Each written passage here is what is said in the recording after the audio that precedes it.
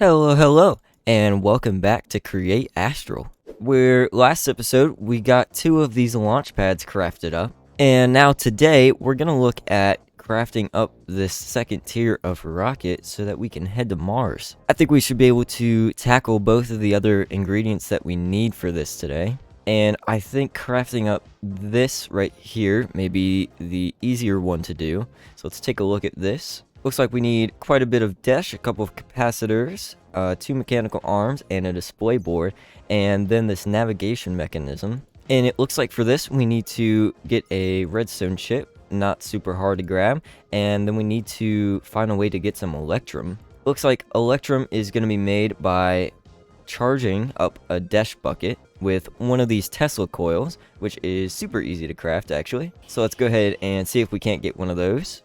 Here we go. And now we should be able to hook this up to some power that we got back here. Yeah, so if we just add one of these connectors to it, we should be able to get it some power. Can't tell if that's powered up or not. We will need to grab a bucket of dash. We just need to pop some into this melter here.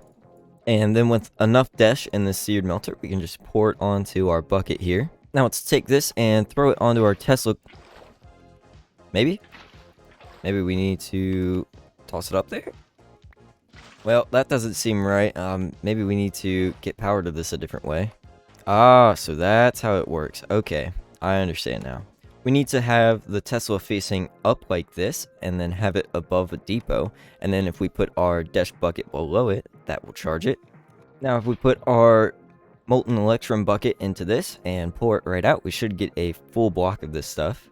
Here we go. Then we only need 30 nuggets for the recipe that we're going for. Yeah, so now we should be able to make the redstone chip. I'm thinking it wouldn't be too bad of an idea to set up automation for this too, since it's used for quite a lot. And I do need to set up electron tube automation too, because I've been manually making these for forever. So yeah, let's get that done. We just need to expand our automation hallway quite a bit. Here we go. Now hopefully this should be enough room for us to work with. Now let's see about automating these electron tubes first. We'll need to get some rose gold and these polished rose quartz. So let's see here, to get our rose quartz, we'll need to put both copper and gold into a basin here.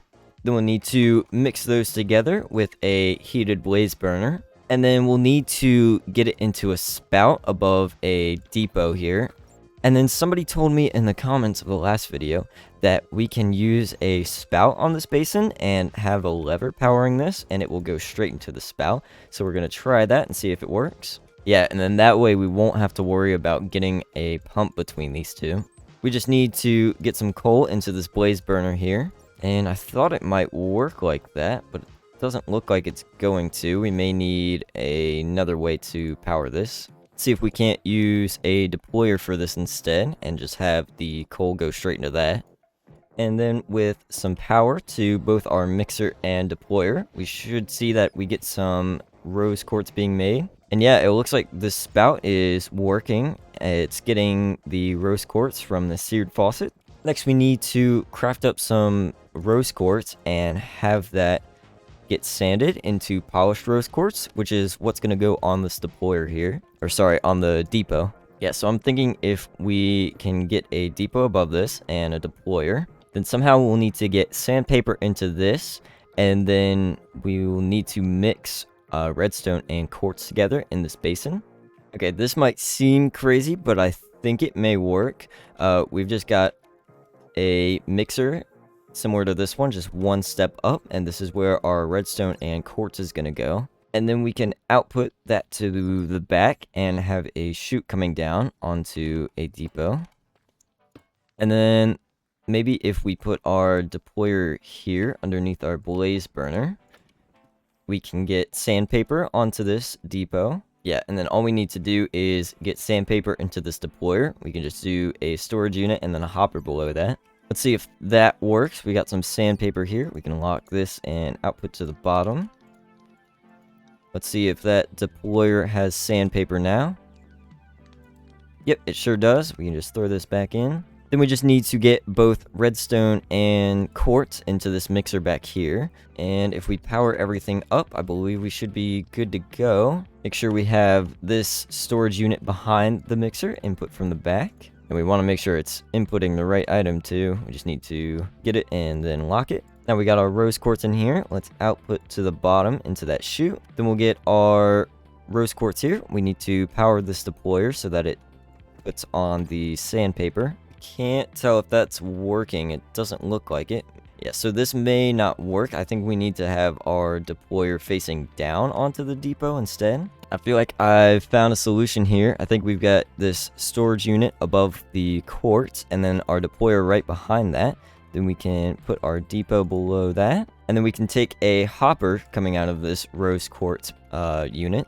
We'll need to move our lever though, because that was turning off the hopper here. Maybe if we can, I think we can put it right on the storage unit and we shouldn't have a problem there. Let's get some power to this deployer. Yeah, and there we go. Now we're getting our polished rose quartz. We just need to get that from this depot to this one down here, which I think we can do pretty easily. We can just throw a couple chutes below this and then a hopper into a storage unit here. Make sure we input from the front, and we need to make sure we lock this so that we only get polished rose quartz out of that. Ooh, and actually we may need a smart chute here, otherwise it's going to pull out all of the normal rose quartz too. Yeah, let's go get one of those. Here we go. Now if we filter this to polished rose quartz, then we should be able to put the rest of these up here. And there we go. Then we need to output this to the right. That should put it onto the depot. Then the rose quartz will start spouting and we will get our final electron tube here. And then somehow we need to get those up into a storage unit here. And you know what? Just for compactness sake, why don't we just use some more storage units and then have them input and output into each other?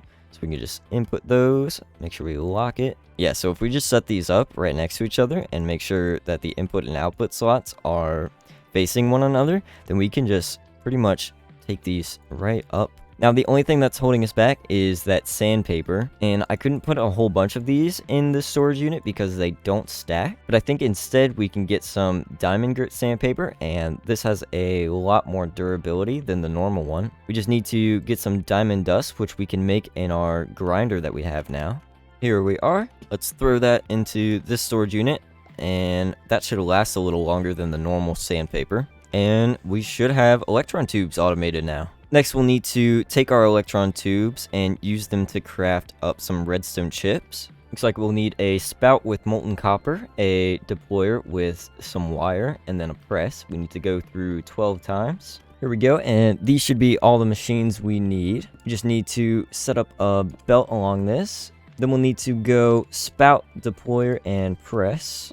Make sure our deployer is facing the right way. And I'm actually going to move this back one more. And that's because we'll need to have a melter here before the spout. And then we can faucet this right into it. This is going to be taking copper in, I believe. Then we'll need to put another storage unit down and a rolling mill behind that. And this is where we'll put in copper plates to get wire. Then we can just hopper that right into the deployer here. Then the only other input we would need is for the electron tubes. We just set this up right at this and have the storage unit go down onto the belt. And then at the end of this, we can throw down a weighted ejector to send them back to the beginning. We just need to make sure we shift right click where we want it to go, and then that should be able to send it back. Then we can set up a brass tunnel right before the weighted ejector to have it split off into this final storage unit, which is where our redstone chips are going to go. And that should be it. That was pretty simple. We just need to get some power to these. I did forget that we do need to add a heater below this melter, and we can just throw down another storage unit and pop some coal into this. But then we should be able to throw in the rest of our inputs and some electron tubes into here. Make sure we have all of our outputs correct. And we also need to replace this hopper with a crude storage unit because the hopper was pulling out all of the copper sheets from this rolling mill. So we just need to throw this down and set a filter. I had to make some adjustments to this. I just had to move the weighted ejector down. because these items weren't able to make it all the way over. Yeah, so now we should be good on this whole thing. We just need to throw our brass tunnel back down once we get a finished redstone chip. And then once we start getting these redstone chips coming through, we can throw down our brass tunnel and set a filter on this. And then all of our redstone chips should end up in this storage unit here. Next, we'll need to turn these into navigation mechanism. We only really need one of these for now, so I'm still going to set up an automation for it. We just need to get some molten cobalt and those electrum nuggets we got earlier. This is basically going to be the same setup we just used. We can just throw down our spout, deployer, and press. Then we can throw down our melter and heater and have a faucet behind those so that we can output into the spout. And this is where we're going to have cobalt come in. We will have to go to the moon to find some of that though. We can just throw our electrum nuggets straight into this deployer here. Then we should be able to throw down our weighted ejector at the end with no problems. Now all we have to do is head back to the moon to see if we can't find some cobalt. Why are there so many fireflies up here? What is that? What? Now we should be able to find some cobalt ore beneath the surface of the moon. We really don't need that much. 2 should be plenty. Now we can take our cobalt and throw it into this unit here. Then if we get some power to everything, we should be good to go here. Now let's give this a shot and see if this works. We really only need one of these. We don't want to throw all of them in at once. And then we just need to make sure that this weighted ejector is able to send it back to the beginning, which it looks like it is. So we are good to go. We just need to let this run for a minute, and then when it's done, we can throw our brass funnel down. This does have to go through 30 times, so we may have to let this run for a bit and come back. Until that's done, we can work on getting the rest of the stuff we need for this workbench. We need to get a couple of dash plates, which are going to be made in the compressor. And this is the only way to get these. Fortunately, we should have everything to make this here. And we just need to give this some power. Then if we throw a couple of dash ingots in here, we'll see that they compress into dash plates. And it turns out that those 2 raw cobalts that we got were not enough, so I'll have to go get some more of those. And now we should have everything else we need to craft up that NASA workbench. We're just waiting on this to finish now. Here we go, looks like that's all finished up. Gonna make sure that I throw this brass funnel down and filter it so we can make these in the future too. Then we should be able to put everything together to craft up our workbench. Now the real question is, how do you put these mechanical arms in this without setting it to... Maybe we need to like hopper them in. Let's try this. That seemed to do it. Now if we turn this on, we should get our NASA workbench here. There we go. And honestly, we should be able to craft up the rocket too. I don't see why not. We may need to go get some more dash for this though. Everything else seems super easy to make. Yep, we already have sturdy sheets automated, so this will be perfect. Yeah, we're definitely gonna have to go get some more dash though. Hopefully this should be enough dash now. Now, that should be everything we need to craft up our rocket here. And here we are. I just love the way you hold these items in this. And with this, we are just one step closer to being able to head to Mars. I think that's a good stopping point for today. Tomorrow, we will get the rest of the things that we need to head up to space. I hope you enjoyed this episode, and I will see you next time.